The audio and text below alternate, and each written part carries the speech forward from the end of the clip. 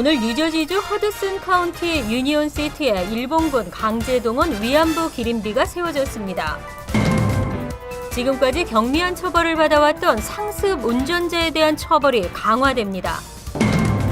뉴욕 시내 거의 모든 구간에 속도 제한이 강화되면서 현재 제한 속도가 하향 조정됩니다. 에릭 가나의 사망 원인이 목졸림에 의해 숨진 것으로 판명됐습니다. 데비카드 초과 인출 시 부과하는 벌금이 과한 것으로 나타났습니다. 이상은 이 시각 주요 뉴스입니다. 여러분 안녕하십니까? KBN 뉴스입니다. 일본 정부의 방해에도 불구하고 오늘 뉴저지주 허드슨 카운티 유니온 시티에 일본군 강제동원 군 위안부 기린비가 세워졌습니다. 기린비 제막식에는 일본군 위안부 피해자 강일출, 이옥선 할머니가 참석해 그 의미를 더했습니다. 금홍기 기자입니다. 검은 천으로 가려져 있던 위안부 기린비가 모습을 드러냅니다. 미국에 세워지는 6번째 기린비입니다. 기린비는 위안부 희생자들이 받았던 억압과 폭력으로부터 벗어나라는 의미를 담은 나비 형상과 함께 유니온시티 리버티 프라자의 자리를 잡았습니다. 기린비 제막식에 참석한 강일출 이옥선 할머니의 눈에서는 감격의 눈물이 흘러내렸습니다. 제막식에 앞서 가진 공식 행사에서 할머니들은 우리의 명예를 회복하게 도와달라고 오늘 이 자리를 찾았다며 2차 세계대전 당시 참혹했던 할머니들의 생생한 증언을 이어갔습니다. 일본은 일본 나라에서는 우리 말 하는 대로 안 해주고 다른 나라에서 이렇게 하는 거 왜 반대를 하는가? 예? 그래서 우리 힘을 조금 더 보태서 우리를 빨리 명예를 회복하게 도와달라고 이까지 찾아왔습니다. 이번 유니온시티에 세워진 기린비는 지방자치단체가 주도적으로 나서 세워졌다는 데 큰 의미가 있습니다. 일본 정부의 방해에도 불구하고 제막식을 예정대로 치른 유니온시티 정부는 여성 인권 문제와 올바른 역사관을 자라나는 아이들에게 교육시키기 위해서 이번 기린비를 건립하게 됐다고 밝혔습니다. And I think today is so important, recognizing human rights, recognizing the rights of women.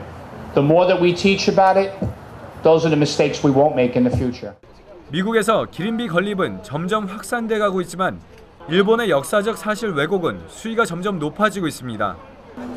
미국 한인들의 노력이 잘못된 역사를 바로잡는 계기가 되길 기대해 봅니다. KBN 뉴스 금홍기입니다. 친유태계 단체 에이펙은 미국에서 가장 막강한 영향력을 가진 로비 단체입니다. 이스라엘과 관련한 미국 내 모든 정책을 좌지우지하고 있는데요. 한인 사회 시민운동가들이 한인 정치력 신장을 목표로 한국판 에이펙을 꿈꾸고 있습니다. 주성훈 기자가 보도합니다. 미 정치 1번지인 워싱턴 DC에 본부를 둔 에이펙, 친이스라엘 로비 단체인 미국 이스라엘 공공정책위원회 에이펙은 미국을 움직이는 손으로 불립니다. 지난 1963년 창설 이래 50년 동안 이스라엘과 관련한 모든 미국의 주요 정책에 개입하며 막강한 영향력을 행사하고 있기 때문입니다. 미국 내 유태인들의 힘과 돈을 바탕으로 미 연방 상하원과 정부의 막후에 그들이 서 있는 것입니다. 이런 에이펙을 모델로 한국판 에이펙의 창설을 위한 움직임이 본격화되고 있습니다. 지난주 워싱턴 DC에서 열린 미주 한인 풀뿌리 운동 컨퍼런스가 바로 그 신호탄입니다. 미주 한인 총연합회와 시민참여센터가 주도한 풀뿌리 운동 컨퍼런스에는 미국 13개 주에서 한인 시민운동가와 지역사회 한인 지도자 등 300여 명이 참석했습니다. 이들은 미주 한인들의 정치력 신장을 위한 풀뿌리 움직임이 유태인들의 에이펙처럼 미 정치권에서 한인들의 목소리를 키우는 디딤돌이 되길 희망했습니다. 2박 3일 동안 열린 컨퍼런스는 풀뿌리 운동의 필요성 및 풀뿌리 활동과 양성을 위한 교육과 활동 방법, 리더십 확보에 필요한 교육 등의 세미나가 열렸으며 이를 토대로 직접 연방의원 사무실을 방문해 풀뿌리 로비 운동을 펼치기도 했습니다. 앞으로 매년 개최될 미주 한인 풀뿌리 운동 컨퍼런스가 50년이 지나 만여 명이 모이는 에이펙처럼 막강한 로비 단체로 커 나갈 수 있을지 미정계 이목이 집중되고 있습니다. KBN 뉴스 주성훈입니다. 교통법규 위반 벌금이 $10,000입니다. 게다가 최고 7년 실형을 선고받을 수 있습니다. 상습 음주 운전자의 경우인데요. 지금까지 경미한 처벌을 받아왔던 상습 운전자에 대한 처벌이 오는 11월부터 한층 강화됩니다. 앞으로 15년 이내에 3회 이상 음주운전 사실이 적발되는 상습 음주운전자에게 자동으로 D급 중범 혐의가 적용됩니다. 최고 7년 실형을 선고받을 수 있으며 벌금도 최소 $2,000에서 최대 $10,000까지 부과될 수 있습니다. 안드류 쿠오모 주지사는 최근 빈스법으로 불리는 음주운전 처벌 개정 법안에 서명했습니다.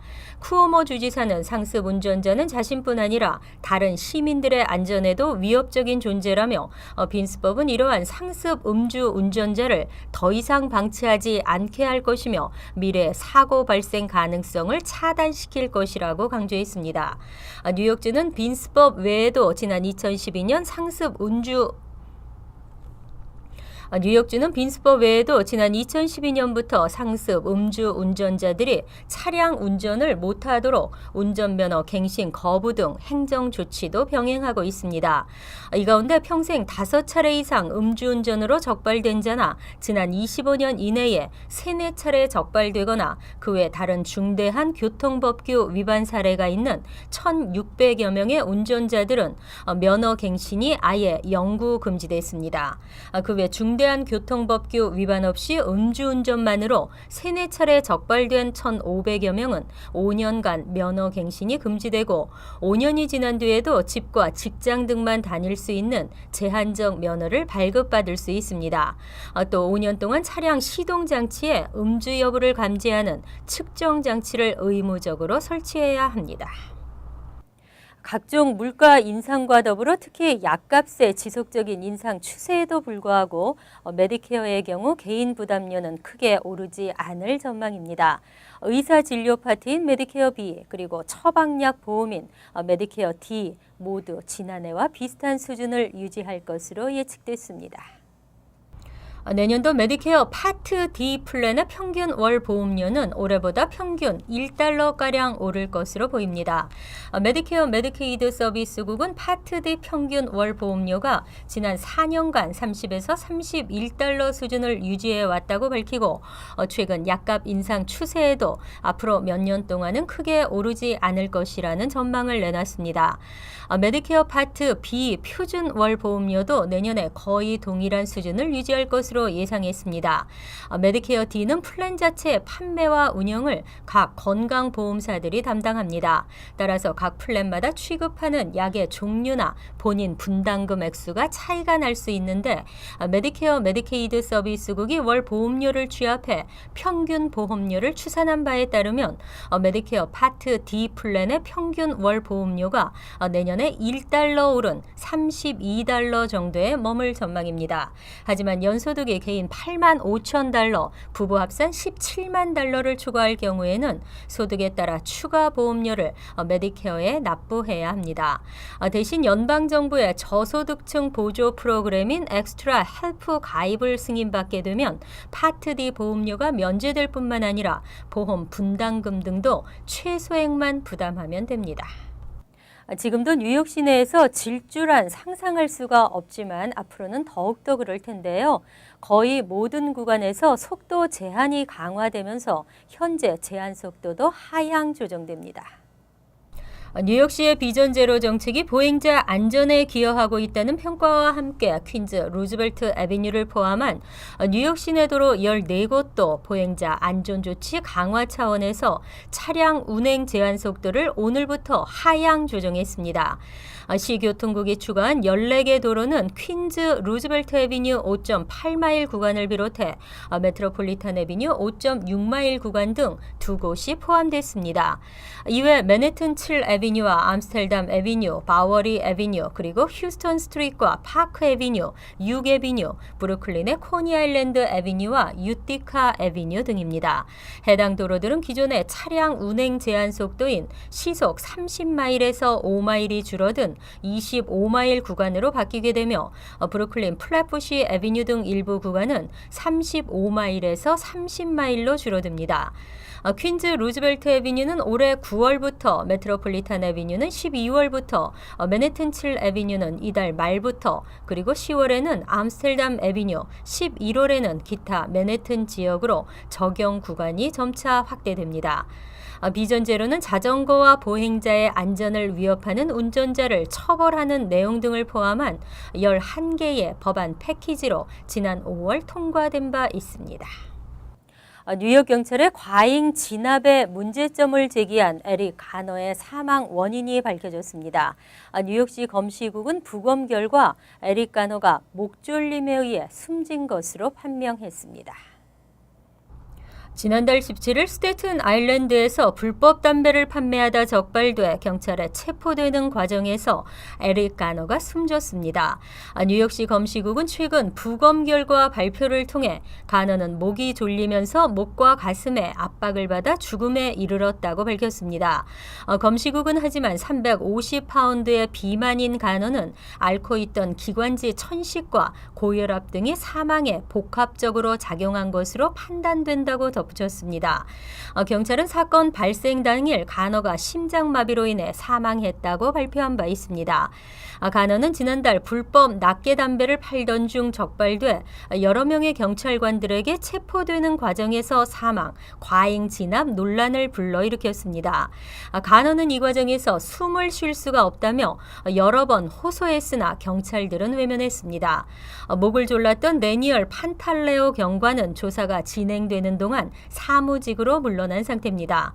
한편 가너의 사건이 터지고 난 이후에도 뉴욕 경찰은 임신 7개월인 27세 로산 밀러의 목을 조르는 모습과 또 다른 용의자의 목을 조르는 모습이 동영상을 통해 소셜 네트워크에 올려졌습니다. 엄청난 비난을 피할 수 없는 가운데 이들의 처벌과 앞으로의 대책이 주목됩니다. 데뷔카드 초과 인출 시 부과하는 벌금이 $34입니다. 하지만 초과 인출 평균 금액은 $24 정도여서 이를 연 이자율로 따지면 이자율이 17,000%입니다. 폭리도 이런 폭리가 없습니다. 연방소비자금융보호국은 최근 데뷔카드 초과 인출로 소비자에게 부과되는 비용이 초과 인출당 $34에 달한다고 밝혔습니다. 반면 평균 초과 인출 금액은 $24에 불과한 것으로 나타났습니다. 즉 $24 초과 인출을 막기 위해 $34 수수료를 지불하고 있는 셈입니다. 금융보호국은 이 같은 조건으로 대출을 받았다면 연 이자율은 무려 17,000%에 달하는 폭리 대출이라고 지적했습니다. 지난 2010년 개정된 규정은 은행 고객들이 초과 인출 수수료 가입 여부를 결정해야 합니다.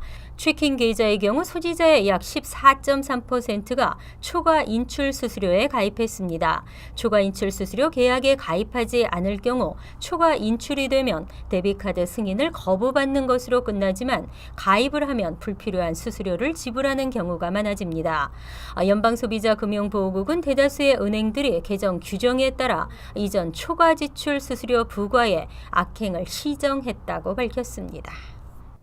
최근 경제 소식 가운데 가격 하락 소식은 좀처럼 눈 씻고 찾아보기가 어려운데요. 소폭이지만 전국의 평균 휘발유 값이 내려가면서 뉴욕, 뉴저지 일원의 휘발유 가격이 떨어지고 있습니다. 앞으로도 이 추세는 계속될 전망입니다. 최근 뉴욕, 뉴저지 일원 휘발유 값이 하락하고 있습니다.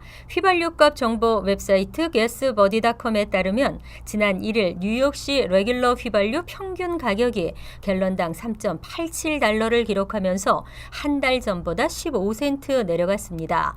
1년 전에 비해서는 13센트 낮은 가격입니다. 플러싱의 경우 갤런당 3.67에서 3.99달러를 형성하고 있고 롱아일랜드 그레인렉은 3.79에서 3.99달러, 뉴저지주 역시 계속 가격이 떨어지고 있습니다. 지난 1일 현재 레귤러 휘발유 평균 가격은 갤런당 3.40달러로 지난 6월 28일 3.55달러로 정점을 찍은 이후 계속 하락세를 보이고 있습니다. 뉴저지주 팰리세이즈 파크는 휘발유 가격이 갤런당 3.27에서 3.37달러를 형성하고 있습니다. 전국 평균 휘발유값 역시 갤런당 3.50달러로 1개월 전보다 16센트 낮아졌습니다. 지난 2010년 이후 최저치입니다. 전문가들은 이번 달 휘발유값 하락세가 이어질 것으로 분석했습니다.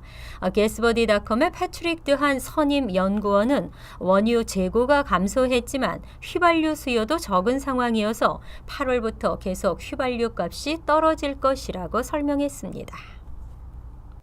식탁 물가 올라도 너무 올랐습니다. 끝없이 오르고 있는 육류 가격도 한몫을 하고 있는데요.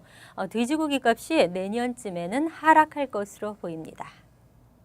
지난 2분기 돼지고기 농장 가격이 지난해 같은 기간보다 24% 올랐습니다.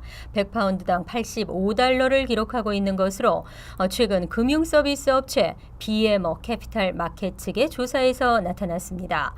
소고기 가격은 현재 146달러로 지난해보다 18% 올랐습니다. BMO의 경제학자 에린 고우츠는 돼지고기 가격은 지난 1990년대 이후, 소고기 가격은 1980년대 이후 가장 높은 수준이라고 분석했습니다. 이러한 가격 상승 요인은 수요와 공급의 불균형 때문으로 지적됐습니다.